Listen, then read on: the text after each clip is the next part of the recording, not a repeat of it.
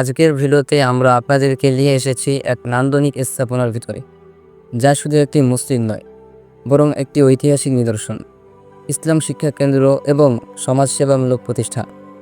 হ্যাঁ, আমি কথা বলছি ইসলামী কমপ্লেক্স মসজিদ নিয়ে, যা ঝালকাঠি জেলার রাজাপুর উপজেলার কানুদাসকাঠি গ্রামে অবস্থিত, যা স্থানীয়ভাবে হাজীবাড়ি নামেও পরিচিত। আসসালামু আলাইকুম বন্ধুরা, আজকে আমি আপনাদেরকে নিয়ে এসেছি এক আধুনিক ও চমৎকার মসজিদের ভ্রমণ, যেখানে আধুনিক নকশা ও আধ্যাত্মিকতার মিলনে সৃষ্টি হয়েছে এক নতুন দিগন্ত। তাহলে চলুন ভিডিওটি শুরু করা যাক।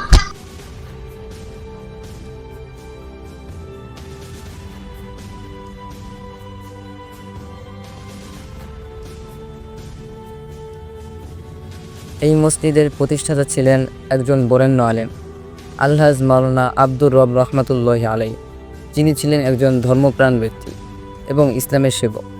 তার স্বপ্ন ছিল এমন একটি স্থাপনা তৈরি করা যা শুধু নামাজ আদায়ের স্থান নয়, বরং ইসলামিক জ্ঞান চর্চা ও সমাজসেবার কেন্দ্রবিন্দু হবে।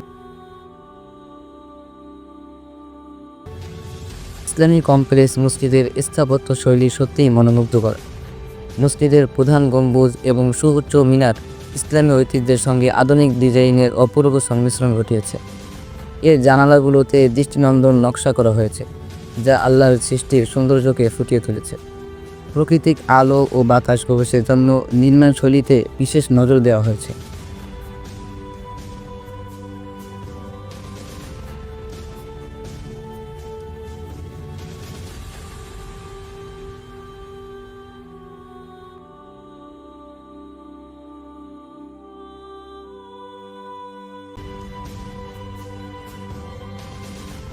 মসজিদের পাশেই রয়েছে হাফিজি মাদ্রাসা, যেখানে ছোট ছোট কোমলমতি শিক্ষার্থীরা কুরআন হেফজ করার জন্য দিনরাত পরিশ্রম করে যাচ্ছে।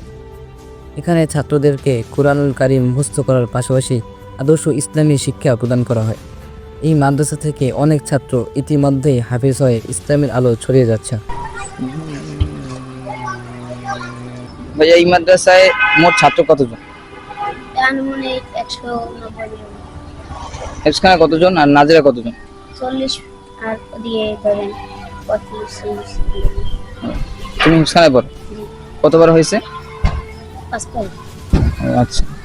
ইসলামী কমপ্লেক্স মসজিদ এবং হাফিজি মাদ্রাসা এলাকার মানুষের জন্য এক বিশাল নিয়ামত। এটি মুসলমানদের একত্রিত করে এবং তাদের মাঝে ভালোবাসা ও সহযোগিতার চেতনা জাগিয়ে তোলে। প্রিয় দর্শক, আপনাদের কাছে যদি এই ভিডিওটি ভালো লেগে থাকে তাহলে লাইক, কমেন্ট, শেয়ার এবং চ্যানেলটি সাবস্ক্রাইব করতে ভুলবেন না। দেখা হচ্ছে পরবর্তী ভিডিওতে। আসসালামু আলাইকুম রহমতুল্লাহ।